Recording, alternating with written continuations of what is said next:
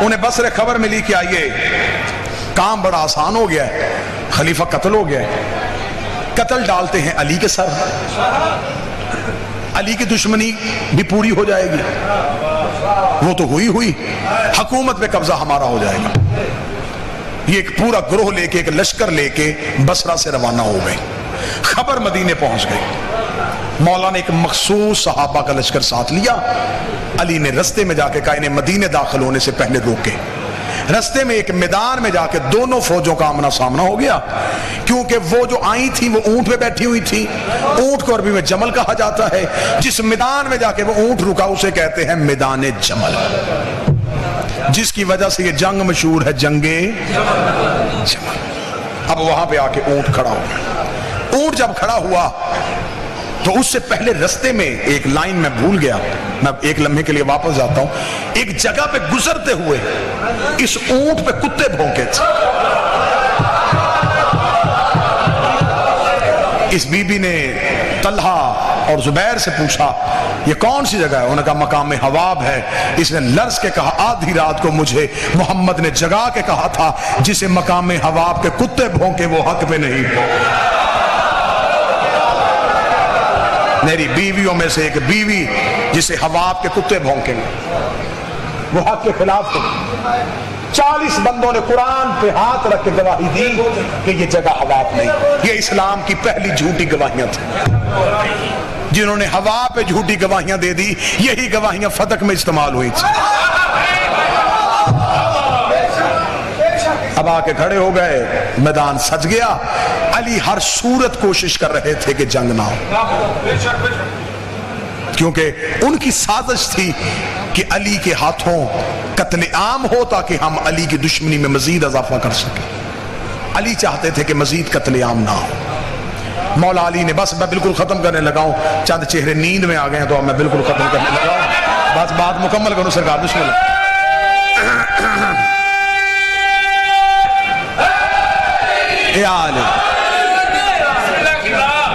مولا نے بسم اللہ سرکار، بادشاہ حسین عزت دے، مولا نے جناب حسن کو بھیجا، حسن جا کے سمجھا کے آ۔ جناب حسن آئے، اس وقت یہ بی بی خیمے میں تھی۔ حسن نے آ کے کہا میرے بابا علی نے مجھے بھیجا ہے، بابا جنگ نہیں کرنا چاہتے، بابا چاہتے ہیں کہ آپ واپس مدینے خیر و خیریت سے عافیت سے چلے جائیں، یہ گروہ آپ کو اکسا رہا ہے۔ انہوں نے کہا نہیں، میں ہر صورت میں جنگ کروں۔ مولا حسن واپس آئے، مولا نے آ کے کہا مولا بابا میں نے کہا لیکن وہ ماننے کے لیے تیار نہیں۔ مولا سوچ رہے تھے کہ کہیں جنگ رکے۔ مولا نے آخری حربہ استعمال کیا، مولا نے فرمایا محمد بن ابی بکر تم جاؤ۔ جب محمد بن ابی بکر گئے تو کتابیں کہتی ہیں کہ ان کے خیمے کے باہر 2 سپاہی کھڑے تھے پہرا دینے کے لیے۔ جب محمد اندر داخل ہوئے تو انہوں نے نیزوں کے ساتھ محمد کو روکا، کہاں جا رہے؟ اس نے کہا میری بہن ہے، میں ملنا چاہتا ہوں۔ انہوں نے کہا انہوں نے منع کیا ہے کہ محمد بھی آئے تو مجھ سے ملنے کی اجازت نہیں ہے۔ محمد بن ابی بکر نے دروازے سے کہا میں بھائی ہو کے ملنے آیا ہوں اور آپ نے سپاہیوں کے ذریعے مجھے روست دیا ہے۔ انہوں نے اندر بیٹھے ہوئے کہا تو میرا کوئی بھائی نہیں ہے، اگر تو میرا بھائی ہوتا تو میرے لشکر پہ ہوتا، تو علی کے لشکر پہ نہ ہوتا، جملے محمد بن ابی بکر کے نہ ہو، میں اپنی گردن کا لہو دوں۔ محمد بن ابی بکر کا کس بھائی ہونے کا فائدہ اٹھا رہی ہے؟ تیرے جیسی 1000 بہنیں ہوں، میں علی کی نوکری سے قربان، میں علی کی نوکری نہیں چھوڑ سکتا۔ میرے سامنے حدیث پیغمبر ہے،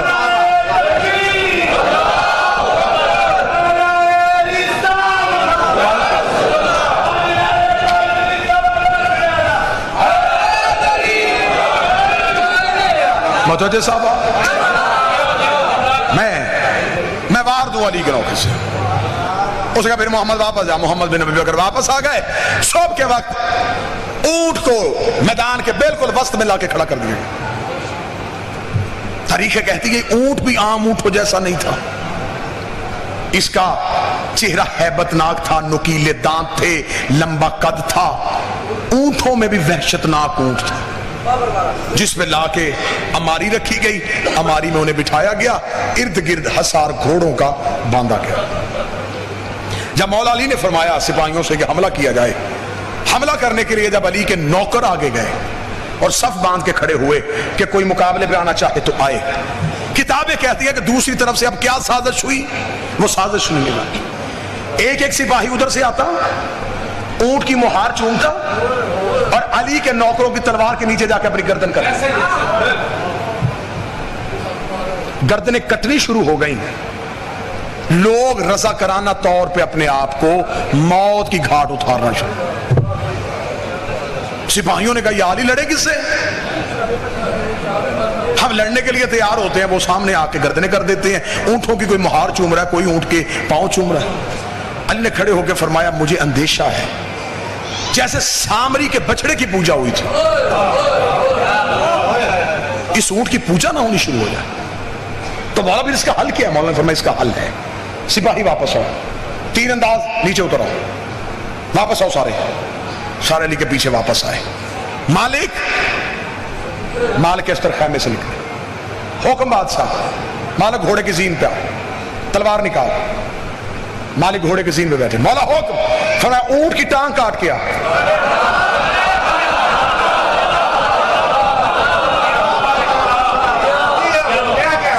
اب علی کے نوکر پیچھے بیٹھے، علی کے بیٹے جو ہیں وہ ٹیلے پہ ہیں اور علی دیکھ رہے ہیں. مالک اس طرح گھوڑے کی زین پہ حکم علی ہے، تلوار نیام سے نکالی. پوری شدت سے مالک دوڑ کے گئے، گھوڑے کی زین چھوڑی، گھٹنوں کے بل کھڑے ہو کے مالک نے وار کیا، اونٹ کی گردن کاٹی. مالک گھوڑے کی پشت پہ سوار ہوئے، گھوڑا آگے نکل گیا. پیچھے مڑ کے مالک نے دیکھا 3 اونٹیں، ٹانگوں پہ اونٹ کھڑا ہے. ایک ٹانگ کٹ چکی ہے لیکن اونٹ کھڑا ہے. مالک پھر واپس آگے سے گھوم کے پھر واپس آئے، پوری شدت کے ساتھ دوسرا وار کیا، دوسری ٹانگ کٹ گئی. 2 ٹانگیں اونٹ کھڑے. مالک پھر ٹیلے کے اوپر سے گھوم کے آئے، پھر تلوار کو نیام میں دوڑاتے ہوئے پھر آ کے پوری شدت سے وار. تیسری ٹانگ کٹ گئی، ایک ٹانگ پہ اونٹ کھڑا ہے. جب ایک ٹانگ پہ کھڑا اونٹ دیکھا تو ادھر والے لشکر میں شور مچ گیا. حق ہمارے ساتھ ہے، اللہ ہمارے ساتھ ہے. یہ ہے اللہ کی غیبی قوت، یہ ہے اللہ کی غیبی طاقت. یہ دیکھو علی نے اونٹ کی ٹانگیں بھی کٹوا دی لیکن اللہ اس اونٹ کو گرنے نہیں دے رہا. علی کے نوکروں میں سنسناٹی ہو گئی. یا علی یہ کیا ہوا؟ علی فوراً علی نے اپنی ابا پھینکی. علی ٹیلے پہ آئے. مالک جی مولا. مالک ٹانگ کاٹ. مولا کاٹ رہا، اونٹ گر نہیں رہا. فرمایا لا حول ولا پڑھ کے کاٹ. اونٹ نہیں شیطان کھڑا ہے.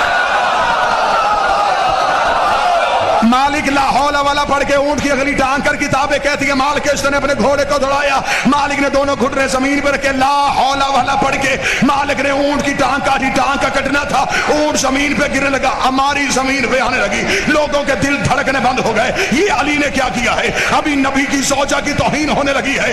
ابھی ہماری اونٹ کی پوچھ سے زمین پہ آئی نہیں تھی. یہ علی کی پوچھ کے پیچھے سے ایک بجلی کی تیزی سے جوان پوری طاقت کے ساتھ گھوڑا دوڑا کے بھاگا. اس نے ہماری زمین پہ آنے سے پہلے ہودج کے اندر ہاتھ ڈالا، انہیں اٹھا کے گھوڑے کی پوچھ میں بٹھایا. اس نے پیچھے سے آواز ہکے گا ہائے کیا کیا علی نے؟ نبی کی زوجہ کو غیر کا ہاتھ لگ گیا. اس نے نقاب ہٹا کر چپ، تیرا بھائی محمد بھی نبی بکر ہو.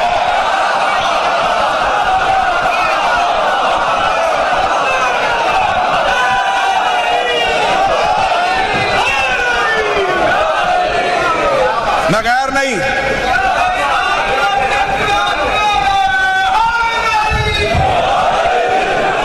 تیرا بھائی محمد. بادشاہ حسین عزت دے جس نے 45 منٹ میرا ساتھ دیا، اگلی صدر بھی اسی بندے کے لیے. بادشاہ حسین عزت دے، شہزادی کون ہے؟ تیرا بھائی محمد بن عباس. اب جس جملے کے لیے جی پوری محنت کی ہے نا جی، جملہ نہیں پڑھنے لگا، میں دلیلوں کے سر کاٹنے لگا. ایک لمحے کے لیے کوٹ شاہاں اپنی سماعتیں مجھے ادھار دے دے، اگلے لمحے میں یوں اپنے آپ کو عرش پہ ہلکا محسوس کرو گے. یا جب محمد کی آواز آئی دوبارہ آ کے خیمے میں بٹھایا گیا. علی خود اپنے بیٹوں کے ساتھ گفتگو کرنے کے لیے خیمے کے باہر آئے. علی نے فرمایا میں نے پہلے حسن کو بھیجا، پھر میں نے محمد بن ابی بکر کو بھیجا. میں نے بار بار کوشش کی کہ آپ واپس چلی جائیں لیکن آپ نے اپنی نسبت کا خیال نہیں کیا. مجھے رسول کی نسبت بڑی عزیز تھی. انہوں نے خیمے کے اندر بیٹھے ہوئے کہا کاش علی تو میری نسبت کو سمجھ آتا، میں مدینے جا کے لوگوں کو بتاؤں گی تو نے رسول کی زوجہ کے ساتھ یہ سلوک کیا. اتنا کہنا تھا. علی نے خیمے کے باہر سے آواز دے کے کہا دوبارہ یہ فخر علی کے سامنے نہ کرنا. رسول کی زوجہ تھی ہے نہیں، تھی ہے نہیں. اتنا جملہ کہنا تو نے کہا کس طرح نسبت سے محروم کر سکتا ہے؟ علی نے فرمایا مجھے محمد نے اپنا نفس کہا ہے، میں نفس محمد ہونے کے تحت آج سے آپ کو نکاح سے خارج کر.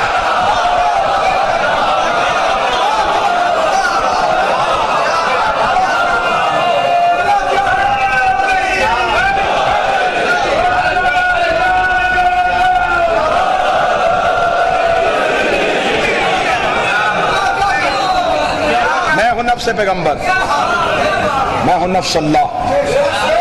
एक ही वक्त में अली के पास दो नफ्स थे, अल्लाह का नफ्स भी था, मोहम्मद का नफ्स भी था। और जो निकाह पढ़वाते हैं, पढ़ते हैं, उन्हें पता है जब सीगा निकाह पढ़ा जाता है तो नफ्सी का लफ्ज आता है, निकाह जिस्म का नहीं, नफ्स का होता है। नफ्स मोहम्मद का नाम अली है, नफ्स मोहम्मद था नहीं, नफ्स मोहम्मद है। आज भी कोई इख्तियार मोहम्मद को पर्दे में बैठ के इस्तेमाल कर रहा है।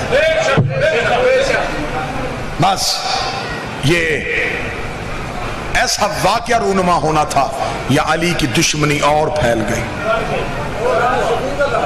फिर सफीन आ गई, सफीन में फिर अली के दुश्मन अली के सामने नए तरीके से सामने आ गए। जमल और सफीन की लड़ाई का बदला लेने की खातर शाम से जहर मदीन कूफे भिजवाई गई।